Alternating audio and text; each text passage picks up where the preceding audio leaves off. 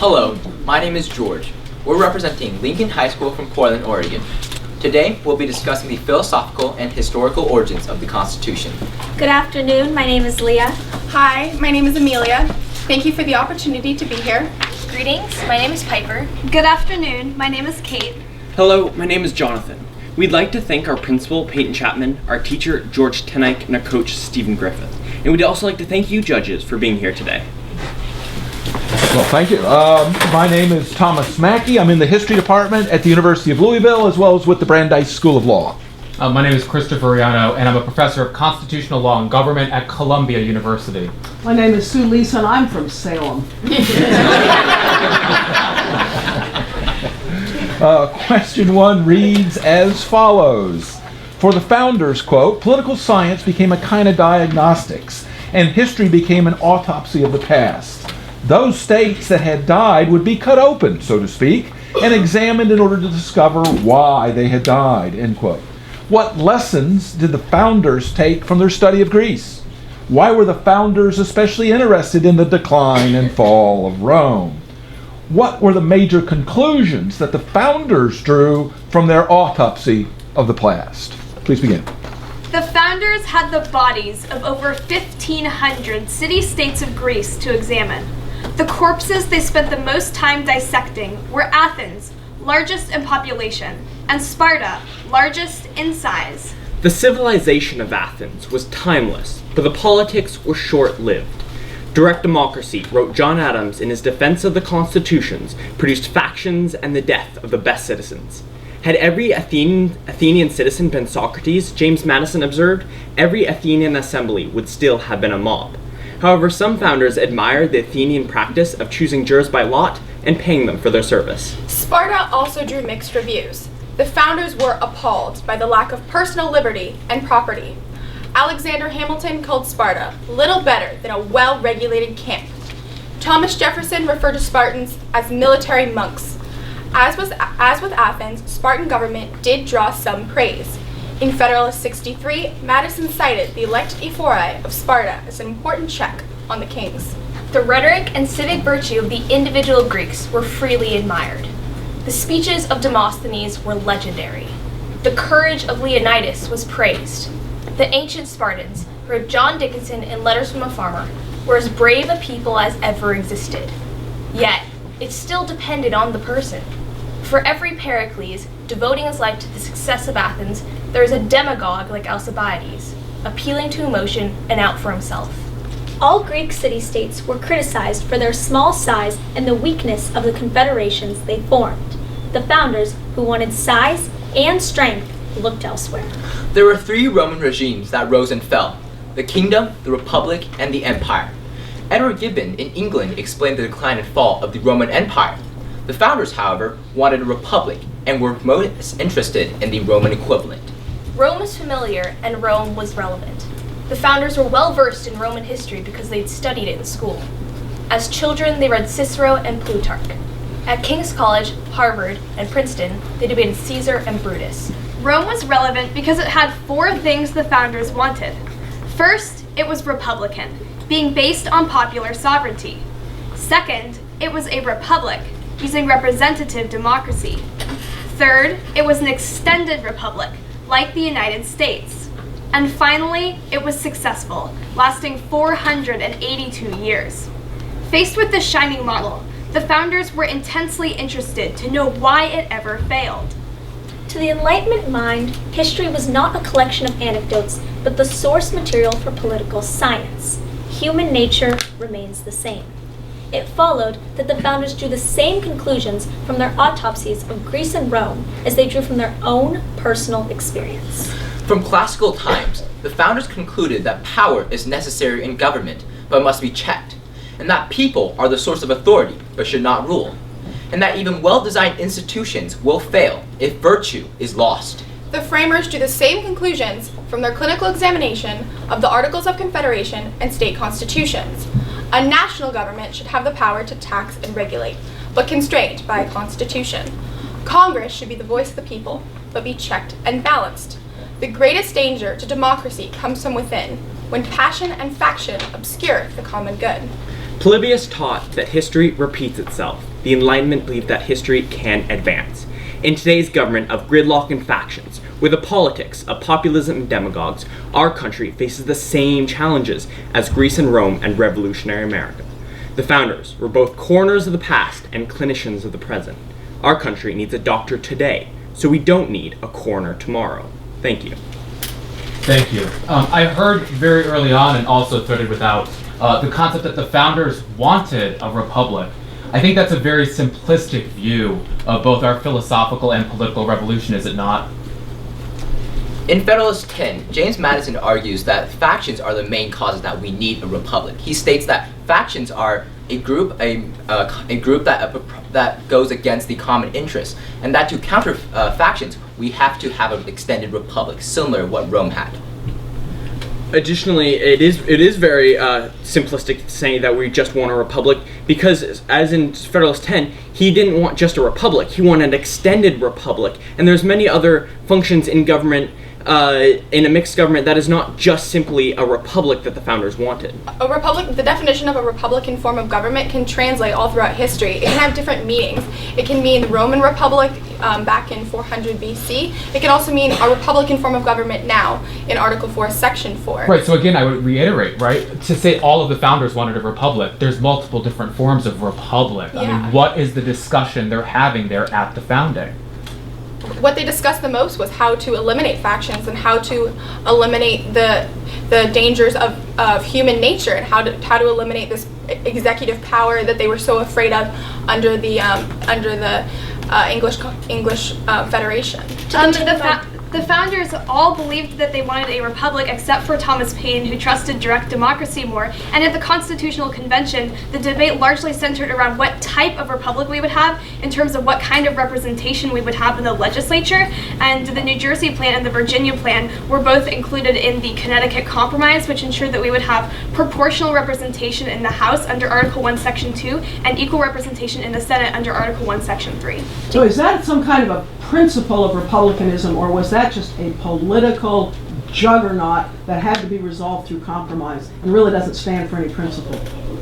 The Connecticut Compromise. The Connecticut Compromise actually does stand for principles, because under proportional representation, the people are represented equally, and under equal representation, the states are represented equally. Correct, and Madison said that can't work. That's a non-starter. And he had to be sort of dragged away by his colleagues from continuing to bring up that compromise. And he writes this depressed letter at the end of the convention. It can't work. So how do we make that representational compromise into some kind of a principle of Republican government? And are we doing real credit to the drafters when we do that? It is true that the Connecticut Compromise essentially created this form of philosophy that we have now about bicameralism, and that this philosophy that we have, it did date back to founders such as Montesquieu, or not founders, philosophers such as Montesquieu, who had ideas about separation of powers. And so essentially the bicameralism is essentially sort of rooted from this philosophical view. The founders had examples of bicameralism. We can look back to the conflict of the orders, in which we get bicameralism. It's this principle of representation. Right, and let's tie this back. I mean, where do we get this in Greece? Where do we get this in Rome? Right? Where is this coming from, this autopsy that you mentioned? Well, the idea of proportional representation began in Greece. They had this direct democracy where people would form together and they would discuss important issues. And so the founders saw this, and they thought it was important that they have the people represented in Congress, which they didn't have under the English regime. In addition, Socrates, coming from Athens, was one of the most admirable citizens of Athens, and Socrates was put to death in a lot of 500. Yeah, how'd that work out for him? Huh? It did not work out very well. No. In Federalist 51, James Madison stated that men are not angels, and neither are men in government, and this is why we cannot have a direct democracy. Another way that this goes back to Rome is the idea that in a bicameral system, in order for it to be something more than just another obstacle course, both of the chambers must be differentiated from each other. So in ancient Greece, we saw this through the concilium plebis for plebeians, and then the comitia centuriata for patricians, where they were separated by class. And then in the U.S. Constitution, we see this in the House and the Senate, where one of them is proportionally representative of the states, and is meant to represent a higher interest through the through the longer terms. Part of what's driving Madison crazy is this concept of we're going to have some sort of national government or central government, and we're going to have states, and they're both going to matter, and they're both going to work on the same population group.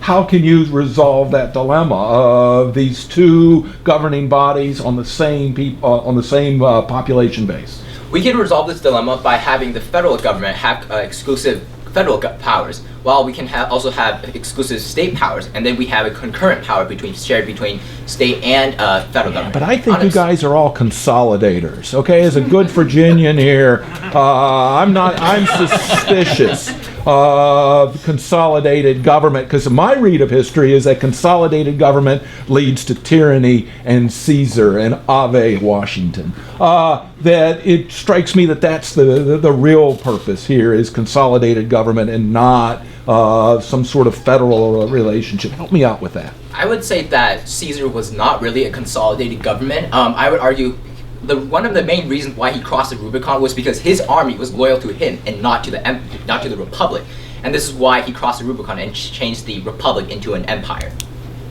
Is there time for another question? 5 seconds. 5 seconds. 5 seconds. All right. Well, I was thinking about federalism. Yes. And the principle of federalism here is all I was really pushing. There it is. So she got it.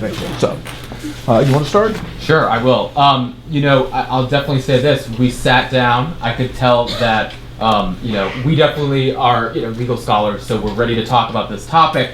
And we sat down, and you did the beginning, and the next thing I knew, I start hearing things, I'm writing down multiple things, and I'm writing down questions that I have. That's a good sign, right? It's a good sign because it means that you're ready to play the game.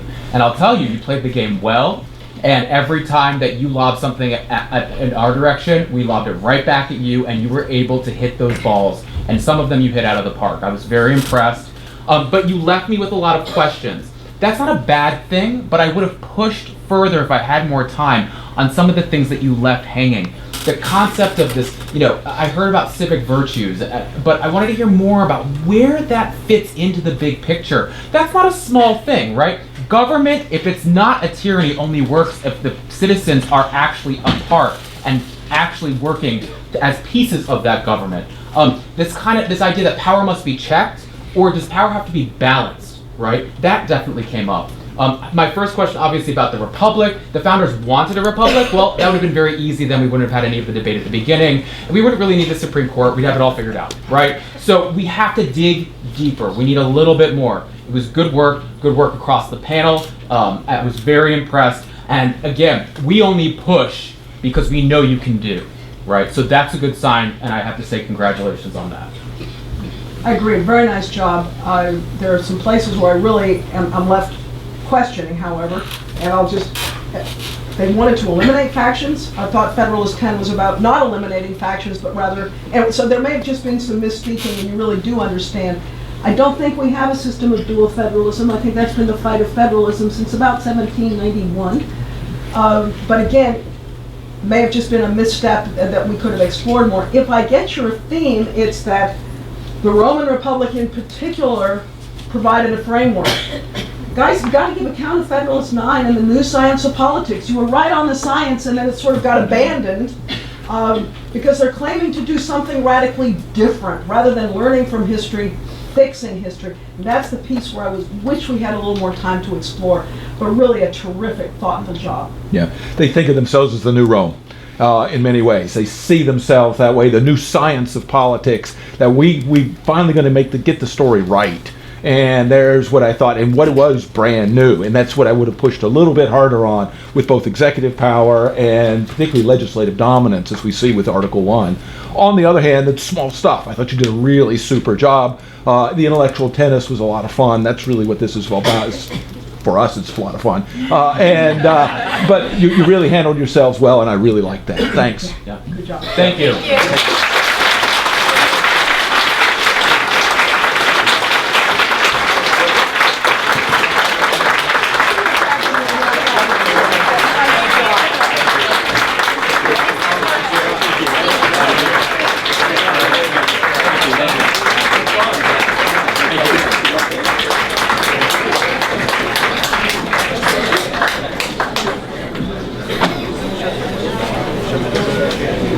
Sure. slavery,